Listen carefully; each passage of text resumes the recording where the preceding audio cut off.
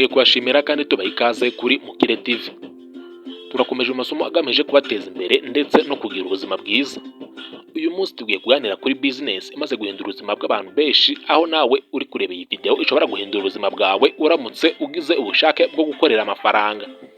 Aha ndavuga cyane ku rubyiruko, dore ko usanga urubyiruko kubona amafaranga biba ingorabahizi cyane muri iyi minsi. Tuguha ikaze. Niba utarakanda subscribe hano kuri Mugihe TV, kanda subscribe. Turacyakomeje muri ya masomo, ndetse aho twizeye ko iyi video iza kugufasha ikagufungura ubwonko kugira ngo nawe ubashe kumenya ibyiza abandi bageze kure, aho benshi mu rubyiruko bamenye iyi business mbere ubu bamaze kuba abamiliyoneri. Nta bintu by'igikabyo birimo. Iyi video ndagira ngo uyirebe paka irangiye, nawe ubashe kumenya byinshi kuri iyi business kugira ngo mu minsi iri imbere utazicuza umwanya wataye kuri social media. Tuguha ikaze. Iyi company yazanywe ndetse yatangiriye mu gihugu cya Philippines. Izo company yitwa M Global yatangiye mu mwaka wa 2006, kuri ubu ikaba imaze imyaka igera kuri 17 ibayeho. Iyi company ngo tumaze kubivuga yatangiriye mu gihugu cya Philippines, itangizwa n'abagabo batatu ubona kuri screen yawe. Iyi company ntago yagumye muri Philippines gusa, dore ko yaje kwaguka igira mu bihugu birenga 50 hirya no hino ku isi. Iyi company yageze muri Aziya, Amerika, Uburayi ndetse na Afurika. Nko mu Rwanda yahageze mu mwaka wa 2018, ikaba ifite icyicaro i Kigali mu mujyi mu nyubako yo kwa Makuza Peace Plaza. Iyi company yatangiye ifite intego ebyiri. Intego ya mbere ni ugutuma abantu bagira ubuzima bwiza. Intego ya kabiri ni ugufasha abantu mu kwiteza imbere ndetse no kugera ku nzozi zabo mu bijyanye n'amafaranga. Mu myaka igera kuri 17 iyi company imaze guhabwa ibihembo byinshi cyane bitewe n'uko yabashije kugera ku ntego zayo. Ku bijyanye no gufasha abantu kugira ubuzima bwiza, iyi company hari product icuruza ndetse zibasha gufasha abantu kugira ubuzima bwiza mu kubavura indwara cyane zitandura. Mu masezerano y'ubufatanye, iyi company ikorana n'ibigo bifite ubunararibonye bw'imyaka irenga 50 mu gukora imiti ivura abantu mu ndwara nyinshi zigiye zitandukanye. Mu bigo bikorana n'iyi company bikora imiti bizwi cyane harimo nk'ikigo cyitwa Nature's Way cyo muri Leta Zunze Ubumwe za Amerika, ikigo cyitwa DSM cyo mu mugabane w'i Burayi, ikigo cya gatatu cyitwa Waders cyo muri Amerika, ndetse na M Life Science cyo mu Buyapani.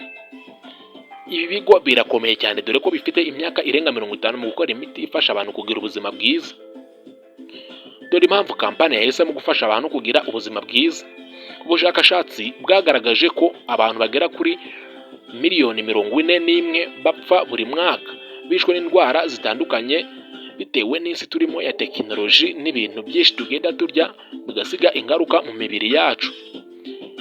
Cyane ibyo turya bikomoka ku nganda, amatabi, ibikoresho bya electronic, laptop, computer, telefone ndetse na za scanner n'ibindi bintu byinshi birimo nk'amazi mabi, nabyo bibasha kuba byasiga ingaruka nyinshi cyane, bikaba indandaro y'indwara nyinshi cyane harimo nka diabete, umuvuduko w'amaraso, igifu, impyiko ndetse n'ibibazo by'imyororokere. Inama ya OMS yemeje ko umuntu aba akwiriye gukoresha byibuze ubwoko 5 bw'imboga n'ubwoko 5 bw'imbuto buri munsi, ariko bitewe n'amikoro make abantu benshi ntago biba byoroshye kuba babyigondera.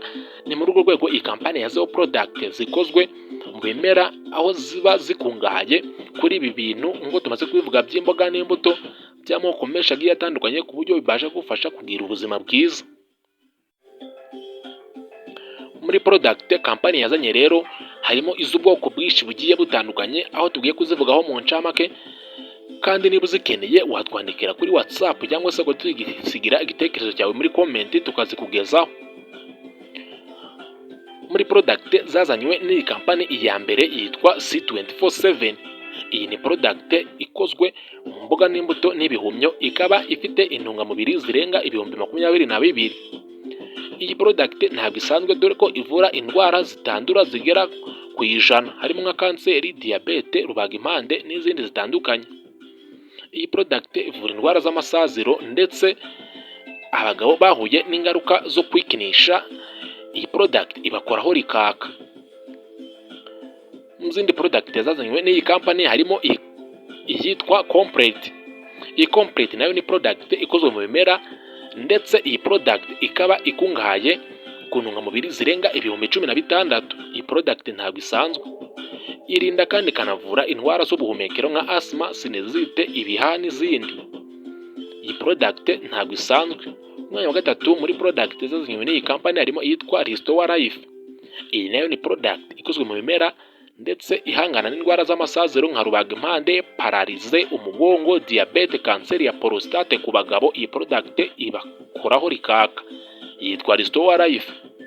Umwanya wa kane hari product yitwa Koredas. Iyi nayo ikozwe mu mishongi y'amafi, tuna na sandarine. Irinda kandi ikanavura indwara z'umutima, umuvuduko w'amaraso, imitsi ndetse indwara z'amasaziro. Ni byinshi twavuga muri product cyangwa se imiti yazanywe n'iyi company, ndetse iyi miti ikaba ikozwe mu bimera 100%. Aha ndagira ngo nkwibutse ko imiti dukoresha kwa muganga cyangwa se ku mavuriro asanzwe iba ikozwe ku buryo isiga byibuze 40% by'ingaruka z'ibintu ikozwemo bishobora kuba byakwangiza imibiri yacu, ariko bitewe nuko izi product zo zikozwe mu bimera nta kibazo zibasha kuba byasiga mu mubiri wacu.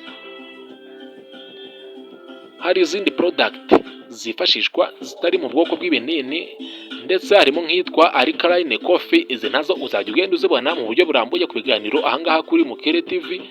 Harimo n'izindi product zirimo nka Raven Ban Coffee, My Choco. Izi zose ni product zigufasha kugira ubuzima bwiza, kandi watwandikira tukazikugezaho mu buryo bworoshye cyane. Turagushimiye wowe wabanye natwe kuri Mukire TV. Iyi business wifuza kuza gufatanya natwe, watwandikira muri comment tukaguha amakuru arambuye kuri business, dore ko ibyo tubikora ku buntu nta mafaranga tukwatse. Turagushimiye cyane.